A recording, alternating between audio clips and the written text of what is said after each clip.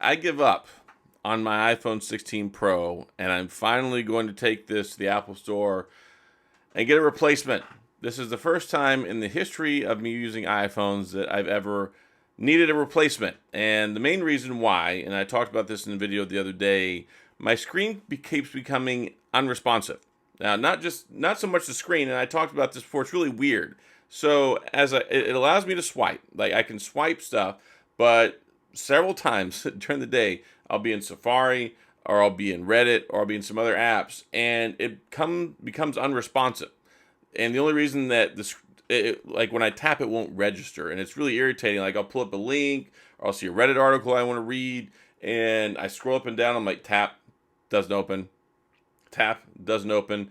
And I'm on the latest version of the software, and it's something that happened a little bit with the iPhone 15 Pro Max. I fully believe that there may be some sort of a software, maybe a hardware issue. I don't know. I know there were some issues with like ghost touching or not recognizing touching with the screen in certain instances, and that's something that was reported when the phone first came out. But it seems like it's gotten worse. So I'm tired of messing with it. I'm just going to go get a new phone. And thankfully, they've got a pretty good warranty. I've got Apple Care anyway. It should be no problem. But if you can't use the phone the way that it's intended to, then what's the point, right? And I've had issues with this phone ever since this came out. I mean, I talked about it recently. I went to the Mike Tyson fight. I tried to recorded a 2-minute video. The camera became unresponsive. It wouldn't let me turn it off. I kept trying. Then it finally stopped recording. Then the screen became unresponsive. And then it finally became responsive again. And then when I opened the camera back up, it was nothing but a black screen. And I would close it. I would turn it back on. So I missed quite a few minutes of important footage, like Mike Tyson walking in, going in the ring, and lots of other stuff that I really wanted to record that I don't have. Paid all that money, went to go watch the fight.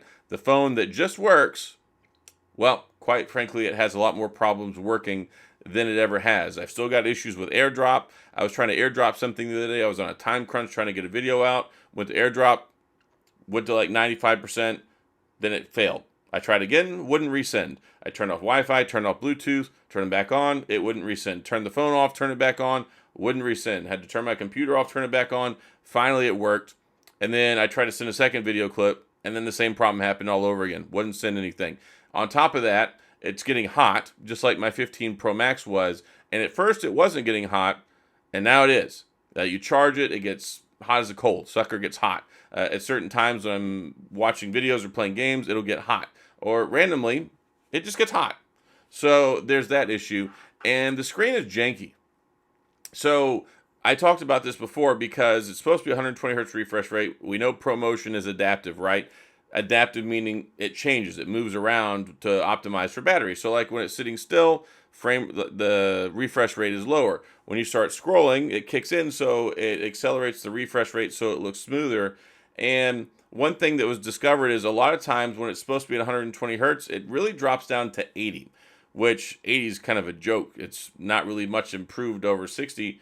And I run into this problem a lot when I'm on X. So it's like whenever you start swiping, you can see it does this little catch right there, the stutter. It's got a stutter in it whenever you start scrolling, and that's because it's dropping from 120 to 80, and it goes back to 120, and it's just like this little jerky thing that happens. I don't, maybe it did or didn't happen with the 15 Pro Max. I don't remember it, but it's something that's annoying. Every time I'm using Twitter or X, I'm sorry, I notice this. So there's a lot of points of frustration I have with this phone.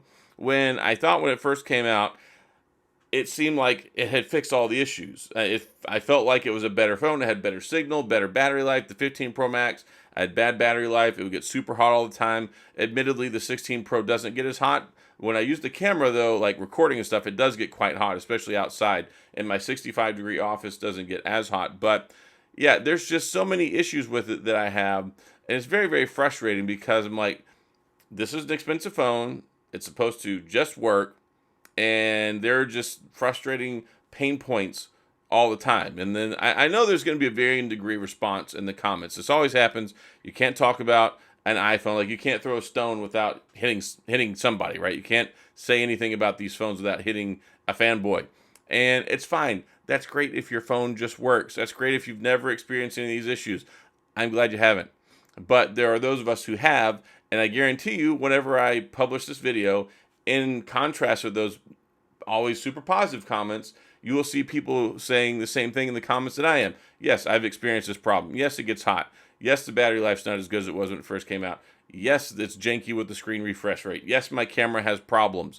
And that's just the fact of the matter. It does happen. So for the first time ever, I'm going to take it back and get a new one. I'll make an updated video after I do that.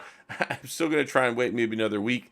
We're on the tailwind of Black Friday, Cyber Monday, the biggest shopping week of the year. I don't want to go within a mile of the mall or the Apple store. So this is something, hopefully I can get it done next week. And then I'm going to back up my iCloud, do all that stuff, get the new one, and then we'll go from there. But it's really frustrating because in the modern day of smartphones, it's funny because people talk so much trash about the Pixel phone. They talk so much trash about the Samsung phone. They talk so much trash about these other phones.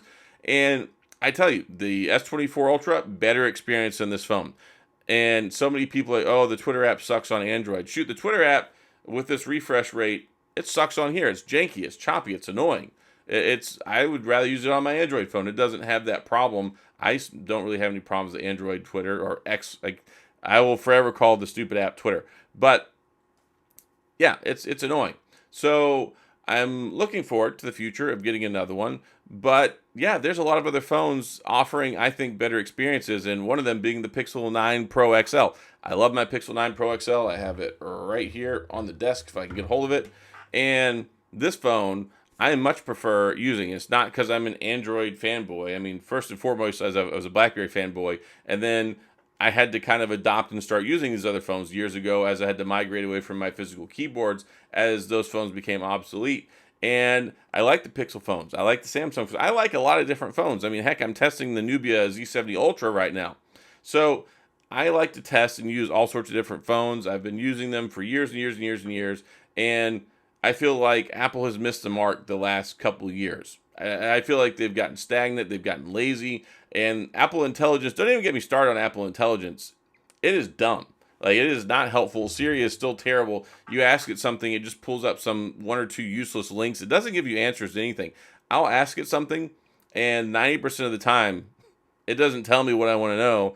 So I have to ask Gemini on my Pixel or another phone, and it's like, oh, here's that. Here's that. Here's that. It's so useful and helpful in that regard. Also, voice to text is much better on Android. There's so many things. Android, I think, is firing on all cylinders right now, especially with RCS support. The Pixel 9 Pro XL, I think, is a vastly better phone than this. And it's funny because the whole reason people deem the Pixel is like, oh, the benchmarks are not as good. The tensor is not as powerful. It doesn't matter how powerful your phone is, what your benchmarks are. If you can't nail down the experience, make it bug-free, and make it a smoothless, integrated experience for your day-to-day usage. And I feel like Android 15 is doing a good job. I feel like the Pixel is doing a good job. And I feel like this phone is definitely a better experience than this phone. But again, iPhones, they're largely good phones. Most people have a pretty good positive experience with them. But as with any technology, there's a few bad apples in the bunch. And maybe that's the case. Maybe I just got a bad apple. I'm going to go get another apple. Pun intended. Lots of puns intended. So anyway, I just want to make this video to update y'all because I know there's people out there who are probably experiencing some of these same issues. And the thing with the Apple videos, go find some real reviewer people that say anything negative about them. Like, there might be like, oh yeah, the colors this year are not as shiny, and that's criticism, right? That's as negative as it gets. They're always wonderful, amazing, the best ever, blah blah blah, yada yada. No, they're not. Oh, and the camera control button, I think I finally determined it's stupid. I had hoped for it in the beginning, but mostly it's just an annoyance where I accidentally hit it all the time and continually pull up the camera, and I don't think it makes the camera experience any better. I think it's unnecessary, and they could have done this so much better. I feel like it's halfway done. I feel like it was one of those flash in the pan ideas where like, oh yeah, we'll add this, people will love it. And I know basically nobody that loves it. I don't really know anyone that uses it. And yeah, the position is bad. The shakiness it can add to your pictures when you're trying to press down on it is bad. It's just, It's just bad. Like, it's really not a very useful or helpful function. So anyway, I'm done with my iPhone rant. We'll readdress this again after I get a new iPhone to replace this one, and we'll go from there. But that's my story, and I'm sticking to it. So that's all I've got. If you have any questions, comments, gripes, concerns, complaints, I know you do. I know you can't help yourself. You're typing already before the video ends. Go to the comment section. We'll fight it out. If you enjoyed the video, please hit the like and the subscribe button and a little notification bell if you want updates when new videos come out. And as always, thanks for being here. I appreciate you watching. I'll see you guys next time.